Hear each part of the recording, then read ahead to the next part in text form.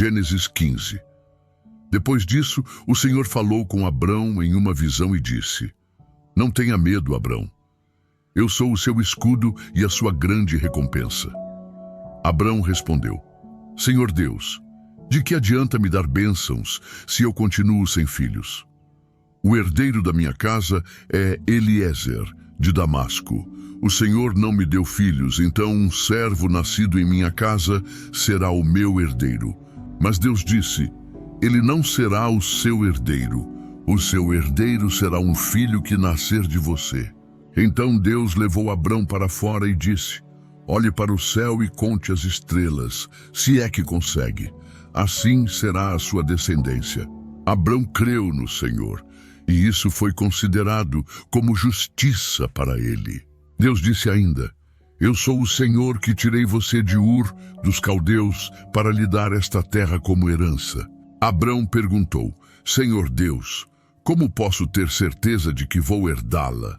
Deus respondeu: Traga para mim uma novilha de 3 anos, uma cabra de 3 anos, um carneiro de 3 anos, uma rolinha e um pombinho.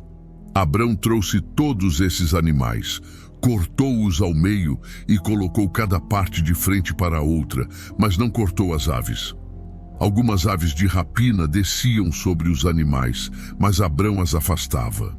Quando o sol estava se pondo, Abrão caiu em profundo sono, e um grande medo e escuridão o cobriram. Então Deus disse: Saiba que a sua descendência viverá como estrangeira em uma terra que não será dela. Será escravizada e maltratada por 400 anos. Mas eu julgarei essa nação, e depois o seu povo sairá de lá com muitas riquezas. Você, Abrão, morrerá em paz e será sepultado em boa velhice. Na 4ª geração, os seus descendentes voltarão para esta terra, pois ainda não chegou a hora do julgamento dos amorreus. Quando o sol se pôs e veio a escuridão, apareceu um forno fumegante e uma tocha de fogo que passou entre as metades dos animais. Naquele dia, o Senhor fez uma aliança com Abrão e disse: Aos seus descendentes eu dou esta terra, desde o rio do Egito até o grande rio Eufrates. Nela habitam os queneus, os quenezeus, os cadmoneus, os heteus, os perizeus, os refaíns, os amorreus, os cananeus, os girgazeus e os jebuseus. Nesse capítulo, vemos um dos momentos mais importantes da vida de Abrão. Ele tinha recebido muitas promessas de Deus, mas ainda não tinha um filho. Do ponto de vista humano, parecia impossível, porque já estava velho e sua esposa Sarai era estéril. Mesmo assim, Deus o leva para fora e manda olhar para o céu. Ao ver as estrelas incontáveis, Abrão recebe a promessa de que sua descendência seria tão numerosa quanto elas. E o mais importante, ele creu em Deus. Não foi sua força, nem sua justiça própria, mas a fé que o fez justo diante do Senhor. Isso nos ensina algo essencial. A fé verdadeira não é acreditar apenas quando tudo é fácil, mas confiar mesmo quando a realidade parece impossível. Muitas vezes, Deus nos chama para confiar em suas promessas, mesmo quando não vemos saída. Assim como Abrão, somos convidados a viver pela fé, acreditando que Deus cumpre o que promete, no tempo e da forma que Ele mesmo determina.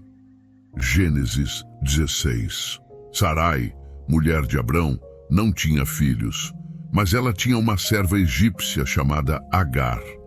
Sarai disse a Abrão: O Senhor me impediu de ter filhos. Case-se com minha serva. Talvez por meio dela eu venha a ter descendência. Abrão aceitou a proposta de Sarai.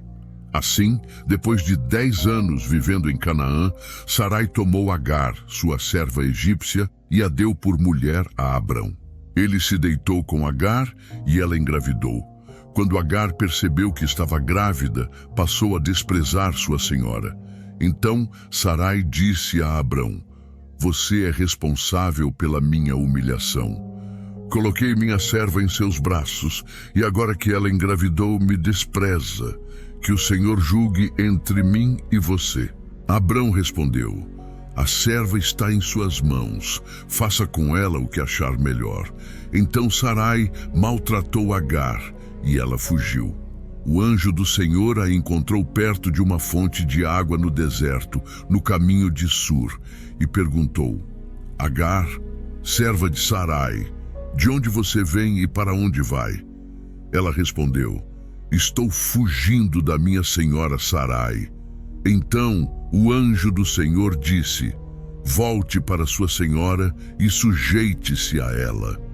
E acrescentou: multiplicarei tanto os seus descendentes que ninguém poderá contá-los. O anjo disse ainda: você está grávida e dará à luz um filho. Coloque nele o nome de Ismael, porque o Senhor ouviu o seu sofrimento. Ele será como um jumento selvagem. Viverá em conflito com todos, e todos estarão contra ele, mas ele viverá em liberdade diante de todos os seus irmãos. Agar chamou o Senhor que lhe havia falado de: tu és o Deus que me vê, pois ela disse: será possível que eu vi aquele que me vê? Por isso o poço recebeu o nome de Bir-Lahai-Roi, que fica entre Cádiz e Bered. Agar deu à luz um filho a Abrão, e ele lhe deu o nome de Ismael. Abrão tinha 86 anos quando Ismael nasceu. Aqui vemos o contraste entre a fé e a impaciência humana. Sarai, cansada de esperar, tenta resolver as coisas do seu jeito e entrega sua serva Agar para Abrão. Daquela atitude nasce Ismael. Mas essa escolha trouxe dor, conflitos e divisão. É uma lição clara de que quando tentamos ajudar Deus a cumprir suas promessas, acabamos criando problemas que poderiam ser evitados. Ainda assim, vemos a graça de Deus. Ele não abandona Agar, mesmo sendo uma serva fugida e desprezada. O Senhor a encontra no deserto, a consola, promete multiplicar sua descendência e dá nome ao filho que nasceria, Ismael, que significa Deus ouve. Esse detalhe nos mostra como Deus é um pai que vê e escuta até aqueles que se sentem invisíveis e rejeitados.